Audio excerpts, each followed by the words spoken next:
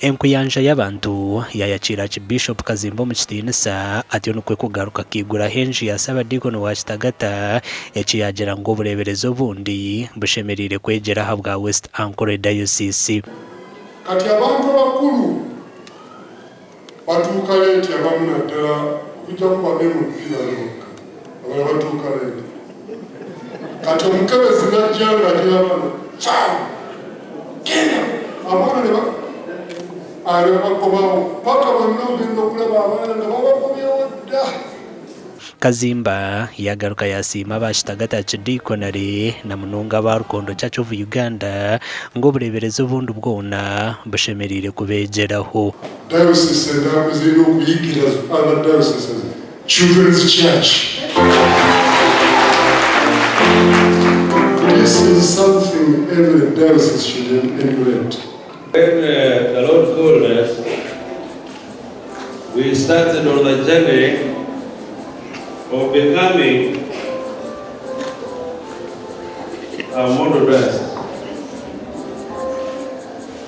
And then that led us to having a plan for a model architecture, a model parish. Abanyishengero ku rugo mu Rubushenye Mpango basima ishabareberezi abo kuretaho buteko muri West Ankole Diocese obire bwatabanguka. So I think it was a blessing kugira ngo Archbishop hija yatahira kureta Bushenye habiro hobuteka nango abantu mtumeke yeba hanikire mutwaza kwembara singa his grace konkatu buryo mwe namwakireke abamo babaryo mu kwakanisa bona ku bantu betisa bakoreka ngo bintebe barimo baye bataka bimanyireki nibuza kugenda mu buteka kana wabagizira mutindo kuzubura umuntu kugira diocese kureka aho kuba nagenda natura umuhanda gute na gute portayo webembize enjiri y'abantu kugarukana na no gukora cyabe cyitwa cy'urundi munonga.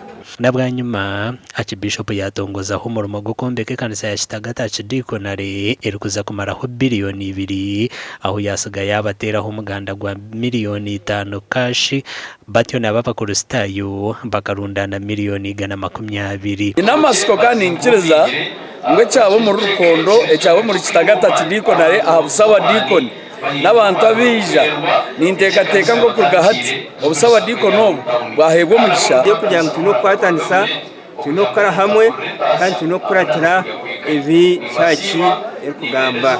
Nabwanyuma Bishop yatunga cyamushana n'abagenyi abandi wa mukuru w'abakristaayo ahabwa Rukondo Canon Charles Aine Oyasima abwo kwereze kanisa na n'umutima gumwe amakuru agagasha kwa Mayiko atwacire.